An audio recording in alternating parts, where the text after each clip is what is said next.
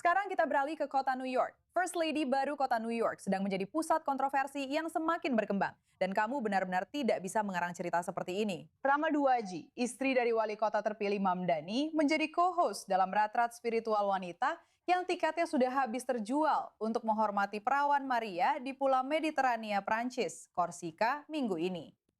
Yang oleh para pesertanya digambarkan sebagai seorang wanita Palestina yang melahirkan di bawah pendudukan.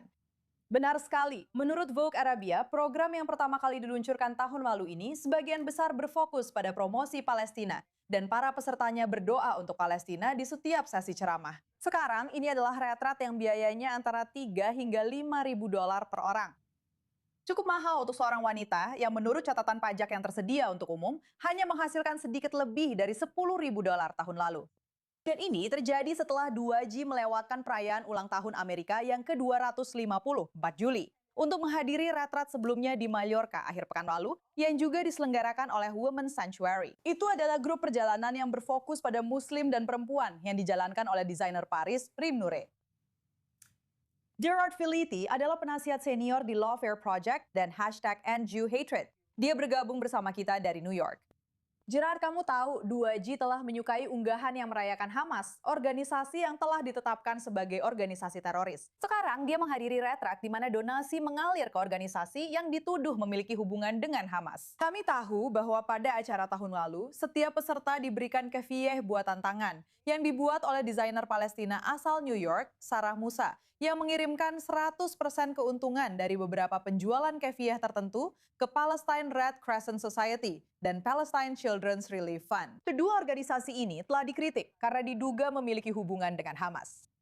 Apakah ada risiko hukum di sini? Atau apakah amandemen pertama melindungi semua ini, terlepas dari seberapa mengkhawatirkannya hal tersebut terlihat?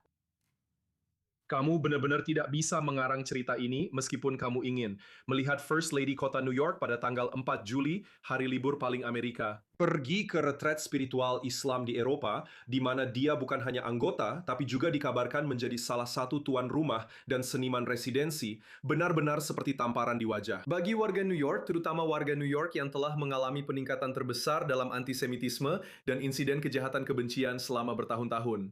Inilah yang dilakukan istri wali kota New York City.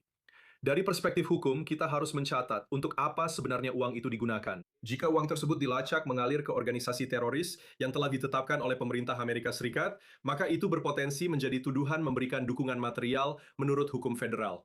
Namun, jika uang tersebut hanya diberikan kepada kelompok kemanusiaan yang tidak memiliki keterkaitan yang dapat dibuktikan dengan terorisme, tidak banyak hal lain selain amandemen pertama yang berlaku. Jadi hal ini benar-benar mengharuskan pemerintah untuk menyelidiki lembaga amal tersebut dan melihat apakah mereka memang memiliki keterkaitan dengan terorisme. Benar, Anda tahu dia adalah First Lady New York City. Dia bukan pejabat terpilih, dia adalah figur publik yang memiliki platform dan dekat dengan kekuasaan. Tentu saja kita sudah mendengar Mamdani mengatakan bahwa kita semua seharusnya tidak melibatkan istrinya dalam hal apapun, karena dia bukan figur publik.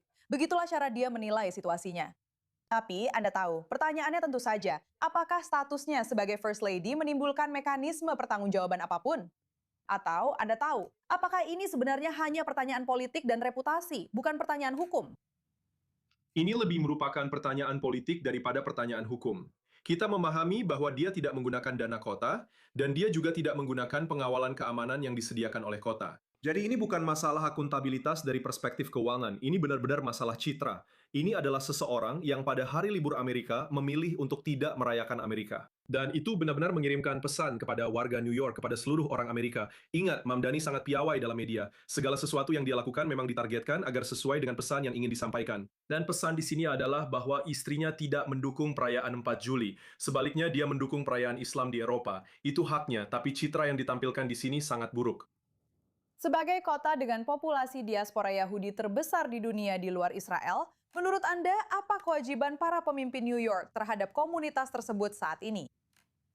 Kewajibannya adalah berdiri bersama komunitas tersebut melawan kejahatan kebencian. Kewajibannya adalah memutuk terorisme. Kewajibannya adalah mengutuk bukan hanya antisemitisme yang datang dari pihak kanan, tetapi juga yang berasal dari partainya sendiri dan hal-hal yang telah dia lakukan dan katakan, termasuk mendukung globalisasi intifada. Jadi inilah kewajibannya, yaitu membela warga Yahudi New York secara setara dengan warga New York lainnya dan tidak terus mendukung bentuk-bentuk kebencian yang ditujukan kepada komunitas minoritas. Baik Gerard, saya ingin mengucapkan terima kasih banyak karena telah bergabung bersama kami dengan penjelasan tersebut. Benar-benar cerita yang mencengangkan.